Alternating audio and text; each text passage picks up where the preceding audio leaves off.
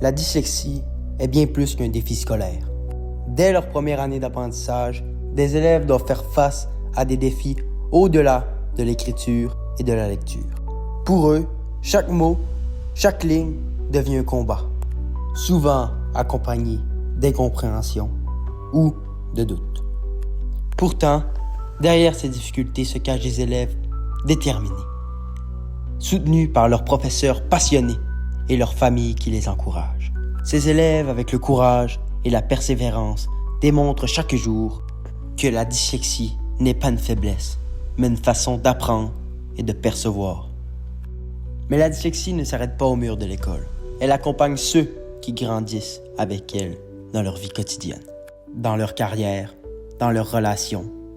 Dans ce documentaire, nous entendrons les voix des élèves, les enseignants et des adultes qui naviguent avec ce défi. Nous partagerons leurs luttes, leurs victoires et leur vision du monde.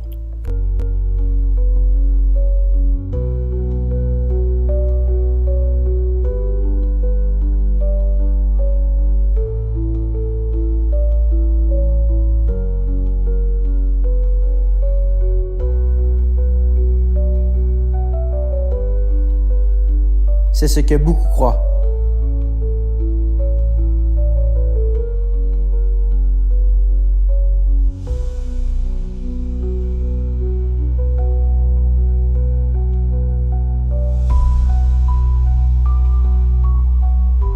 Et si on voyait la dyslexie autrement?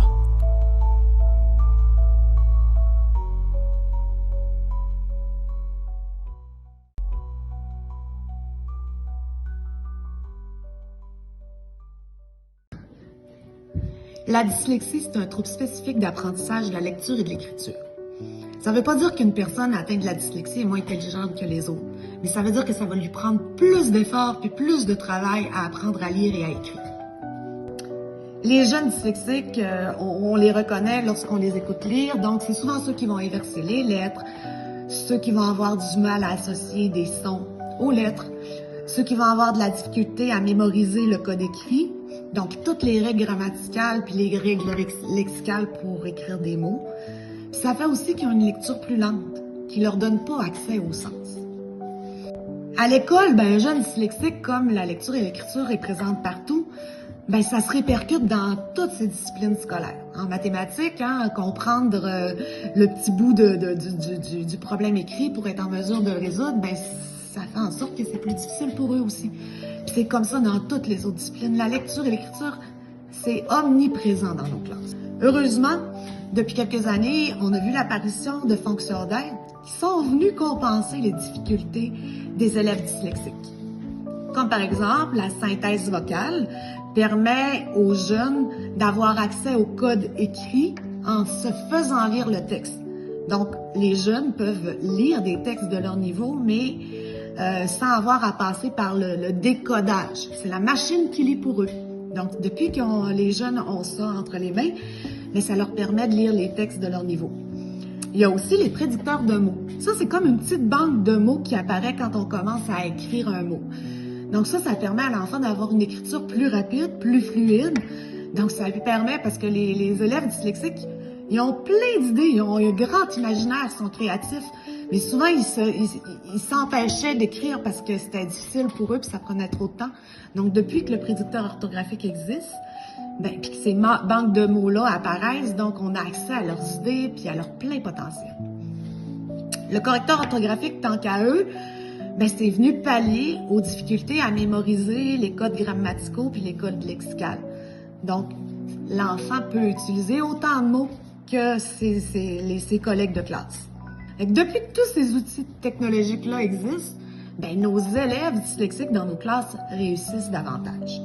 Avec un bon soutien, en utilisant les bonnes stratégies et en ayant les bonnes fonctions d'aide, les élèves dyslexiques d'aujourd'hui réussissent aussi bien que les autres élèves. Je suis certaine que l'avenir sera bon pour ces enfants-là, pour ces personnes-là, parce que les outils technologiques ne cessent de se bonifier. Puis ce qui me rassure, moi, c'est la société de demain aura accès à ces talents-là. Puis ces personnes-là vont contribuer à faire un monde meilleur. La dyslexie touche environ 5 à 10% de la population mondiale, soit des millions de personnes à travers le monde. Chez les enfants en âge scolaire, ce chiffre peut atteindre 12%, et près de 40% des personnes atteintes de dyslexie représentent un trouble de l'attention, avec ou sans hyperactivité. Pourtant, avec un soutien adapté, 90% des enfants réussissent à surmonter leurs difficultés et réussir pleinement.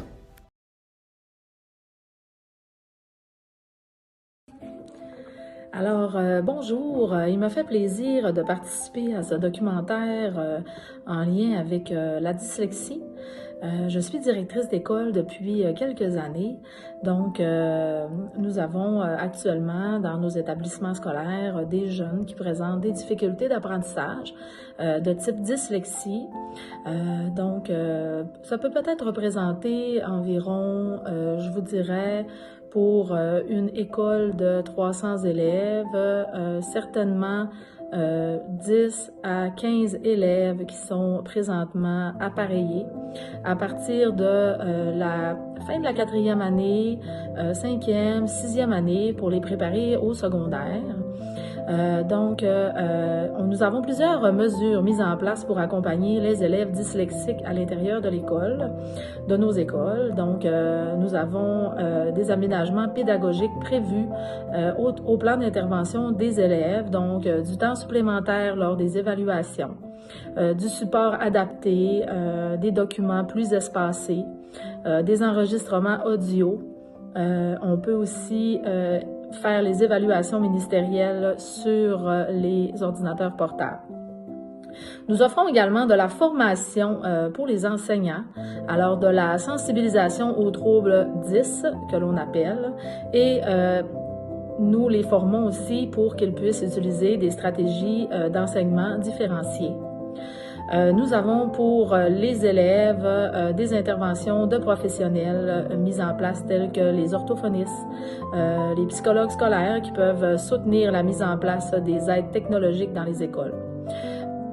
Nous observons certains défis pour ces élèves qui ont certaines difficultés et essayons toujours de répondre à leurs défis. Par exemple, au niveau de leurs difficultés en lecture et écriture, on encourage le plaisir de lire. On propose des alternatives aux copies manuscrites. Donc, on leur propose des livres à l'oral, on leur propose des livres sur iPad pour qu'ils soient capables de se faire lire par quelqu'un d'autre, par les synthèses vocales. C'est certain que ces jeunes-là ont de grandes forces, donc une grande créativité. Donc, ce sont des élèves qui ont souvent des pensées originales, des capacités en art, en musique, en résolution de problèmes. Ce sont des élèves qui ont, je vous dirais, une grande sensibilité, un bon esprit d'analyse. Donc, ils sont capables de voir les choses sous un angle différent. On peut aussi voir que ce sont des élèves très persévérants. Ils ont l'habitude de contourner les obstacles et de développer des stratégies alternatives. Donc, c'est pour eux, là, ce sont des belles forces pour nos élèves dyslexiques. Des conseils aux élèves qui peuvent être dyslexiques. Alors, je vous conseille en tant que directrice d'école d'oser demander de l'aide, de vous appuyer sur vos enseignants et d'utiliser vos outils adaptés parce que c'est souvent un défi. Vous pensez que vous en avez peut-être pas besoin, mais ça peut faire une grande différence pour votre cheminement scolaire. Travaillez avec vos forces. Utilisez les supports visuels, des supports audio, des cartes mentales pour favoriser le vocabulaire, pour vous aider à composer vos textes. Et aussi, ne pas vous décourager et d'apprendre à votre rythme et de célébrer chaque progrès. Alors, merci. Bonjour, moi je m'appelle Émile Martel, j'ai 16 ans, je suis diagnostiqué dyslexie dysorthographique depuis ma 4e année, présentement je suis en secondaire 4.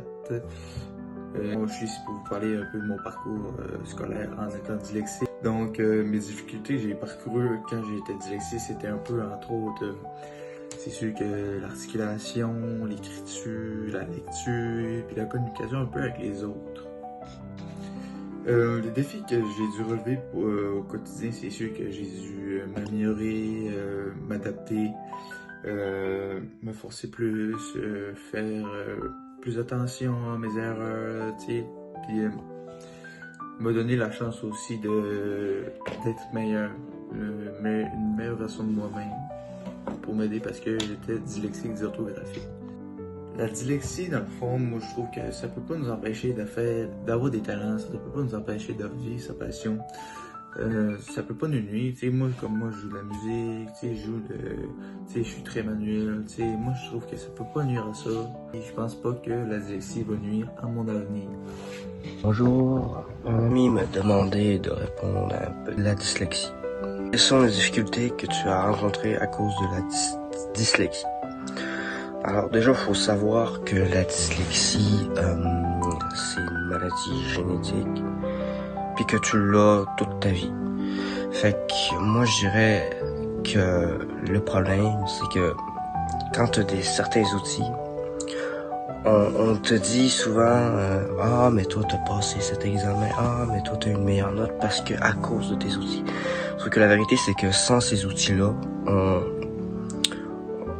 on n'a pas la même capacité pour lire. Puis c'est ça qui est le fun aujourd'hui, c'est que on a des outils, on a la technologie suffisamment avancée pour pouvoir nous aider et avoir plus de chances pour réussir des tests ou même juste dans la vie.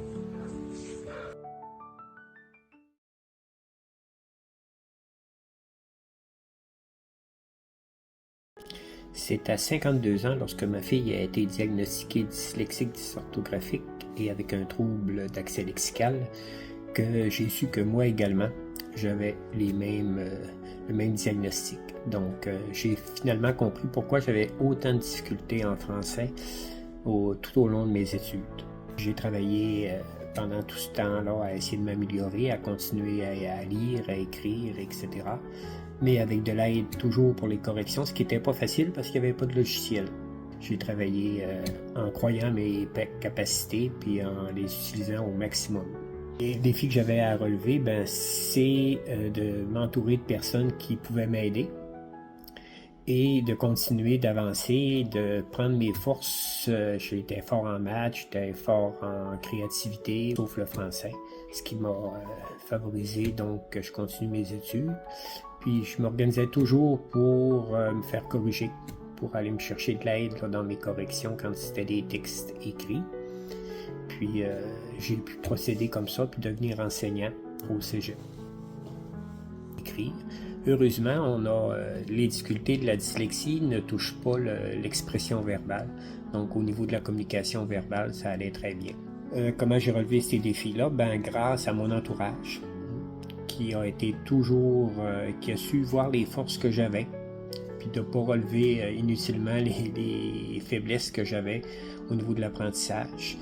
Donc, avec ça, j'ai pu continuer mes études, puis croire en moi. On croyait en moi, donc j'ai continué de croire en moi, puis mon estime de moi a toujours été bon. Je savais que j'avais des difficultés, mais tout le monde en a.